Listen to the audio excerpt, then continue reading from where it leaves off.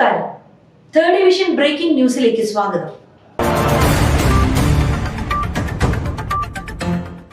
പ്രവചനങ്ങൾ പലപ്പോഴും യാഥാർത്ഥ്യമാകാറുണ്ട്. അത്തരത്തിലൊരു പ്രവചനം ഫലിക്കുമോ എന്ന ഭയപ്പാടിലാണ് ജപ്പാൻ ജനത. ജാപ്പനീസ് മാംഗ ആർട്ടിസ്റ്റായ 70 വയസ്സുകാരി റിയോ തൽസുഹിയാണ് ഇന്ന് ജപ്പാനിൽ സുനാമി ദുരന്തം ഉണ്ടാകുമെന്ന് പ്രവചനം നടത്തിയിരിക്കുന്നത്.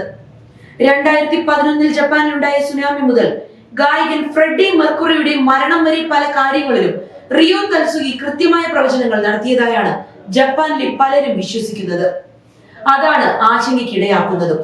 എന്നാൽ പ്രവചനങ്ങളിൽ കാര്യമില്ലെന്നും ശാസ്ത്രീയ അടിത്തറയില്ലെന്നും ജപ്പാൻ അധികൃതർ പറയുന്നു. ജപ്പാന്റെ തെക്കൻ മേഖലയിലെ ചെറിയ ദ്വീപിൽ വ്യാഴാഴ്ചയുണ്ടായ ഭൂകമ്പത്തെ തുടർന്ന് ആളുകളോട് ഒഴിഞ്ഞു പോകാൻ അധികൃതർ ആവശ്യപ്പെട്ടിരുന്നു. ഈ പ്രദേശത്ത് അടുത്തിടെ നിരവധി ചെറു ഭൂചലനങ്ങൾ ഉണ്ടായിട്ടുണ്ട്. കാര്യമായ നാശനഷ്ടങ്ങൾ റിപ്പോർട്ട് ചെയ്തിട്ടില്ല. 2011 മാർച്ച് 11 ടോക്കോഹു ഭൂകമ്പവും സുനാമിയും സംഭവിച്ചതോടെയാണ് റിയോ തൽസുഹിയുടെ പ്രവചനങ്ങൾക്ക് ലോകമെമ്പാടും ശ്രദ്ധ ലഭിച്ചത്.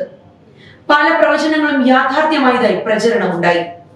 ദ ഫ്യൂച്ചർ ഐ സോ എന്ന കൃതി ഭാവിയിൽ സംഭവിക്കാനിരിക്കുന്ന ദുരന്തങ്ങളെ കുറിച്ചുള്ള പ്രവചനമായി കണക്കാക്കപ്പെടുന്നു.